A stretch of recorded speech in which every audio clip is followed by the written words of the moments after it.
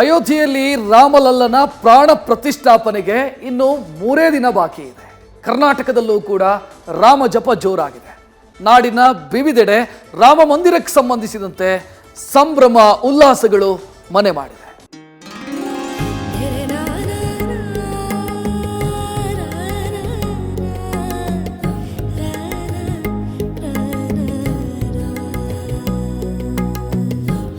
ಶತಶತಮಾನಗಳ ರಾಮ ಭಕ್ತರ ಕನಸು ನನಸಾಗ್ತಾ ಇದೆ.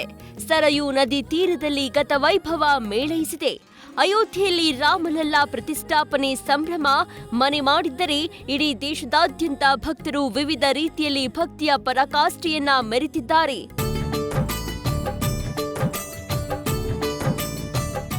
ಸಂಕಷ್ಟ ನಿವಾರಣೆಗೆ ರಾಮಬಂಟ ಹನುಮನಿಗೆ ಜೇನಿನ ಅಭಿಷೇಕ. ಮದ್ದೂರಿನ ಹೊಳೆ ಆಂಜನೇಯ ಸ್ವಾಮಿ ದೇಗುಲದಲ್ಲಿ ವಿಶೇಷ ಪೂಜೆ.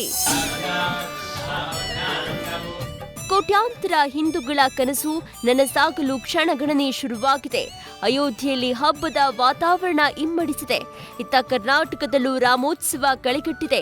ರಾಮ ಮಂದಿರ ಪ್ರಾಣ ಪ್ರತಿಷ್ಠಾಪನೆಗೆ ನಿರ್ವಿಘ್ನವಾಗಿ ನೆರವೇರಬೇಕು ಹಾಗೂ ಸಮಸ್ತ ಹಿಂದೂಗಳಿಗೆ ಒಳಿತಾಗಬೇಕು ಅನ್ನೋ ಸಂಕಲ್ಪದೊಂದಿಗೆ ಮಂಡ್ಯ ಜಿಲ್ಲೆ ಮದ್ದೂರಿನ ಹೊಳೆ ಆಂಜನೇಯ ದೇಗುಲದಲ್ಲಿ 1008 ಕೆಜಿ ಜೇನಿನಿಂದ ಅಭಿಷೇಕ ಸೇವೆ ನಡೆಸಲಾಗಿದೆ.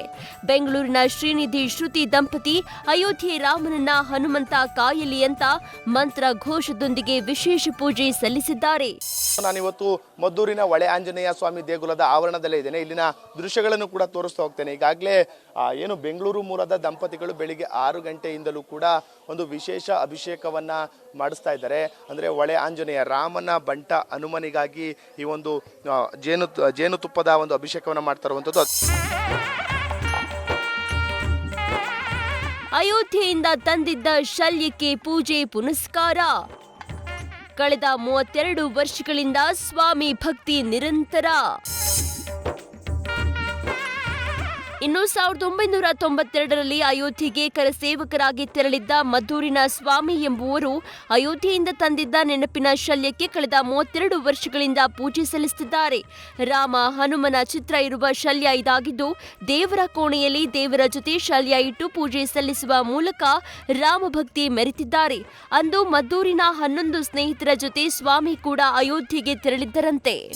ಆ ಹೋರಾಟದ ಸಮಯದಲ್ಲಿ ನಾವಲ್ಲಿ ಭಾಗವಹಿಸಿದ್ವಲ್ಲ, ಆ ಪುಣ್ಯ ಕಾರ್ಯದಲ್ಲಿ ನಾವಲ್ಲಿ ತೊಡಗಿದ್ವಲ್ಲ, ಆ ಕರಸೇವಕರಲ್ಲಿ ನಮ್ಮನ್ನು ನಾವು ಅಲ್ಲಿ ಸಮರ್ಪಣೆ ಮಾಡ್ಕೊಂಡ್ವಲ್ಲ, ಅದೊಂದು ನೆನಪಾಗಿರಲಿ ಅಂತೇಳಿ ನಾವು ಆ ಜಾಗದಿಂದ ಅಲ್ಲೇ ದೇವಸ್ಥಾನದಲ್ಲಿ ಸಿಗುವಂಥ ಈ ಪದಾರ್ಥವನ್ನು ಅಂದರೆ ಶಲ್ಯವನ್ನು, ಶ್ರೀರಾಮ ಆಂಜನೇಯ ಇರುವಂಥ ಒಂದು ವಸ್ತ್ರವನ್ನು ನಾವು ಅಲ್ಲಿಂದ ತಂದು ಅಲ್ಲಿ ಅವತ್ತಿನಿಂದನೂ ಇಂದಿನ ತನಕ ಮನೇಲಿ ಇಟ್ಕೊಂಡು ಅದನ್ನು ಪೂಜೆ ಮಾಡ್ತಾನೆ ಬಂದಿದ್ದೀವಿ ಈ 32 ವರ್ಷದಲ್ಲಿ.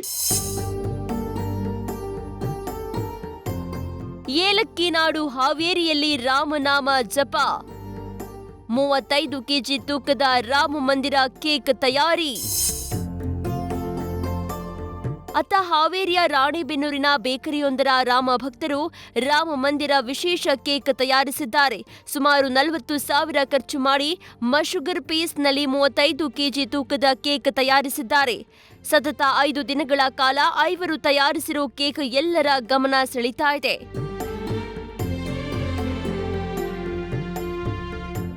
ಇಳಕಲ್ ಸೀರೆಯಲ್ಲೂ ಮೂಡಿದ ಭವ್ಯ ರಾಮ ಮಂದಿರ.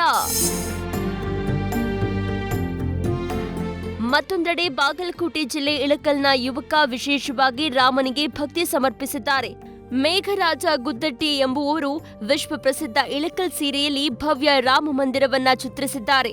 ಕೈಯಿಂದ ನೇಯ್ದಿರುವ ರಾಮ ಮಂದಿರ ಚಿತ್ರ ಎಲ್ಲರ ಆಕರ್ಷಿಸ್ತಾ ಇದೆ. ರೇಷ್ಮೆ ನೂಲು ಹಾಗೂ ಸಾಧಾರಣ ನೂಲು ಬಳಸಿ 4 ದಿನಗಳಲ್ಲಿ ಸೀರೆ ತಯಾರಿಸಿದ್ದಾರೆ. ಕಲಬುರಗಿಯ ಕಲಾವಿದನಿಂದ ಶ್ರೀರಾಮನ ಲೋಗೋ ಸೃಷ್ಟಿ.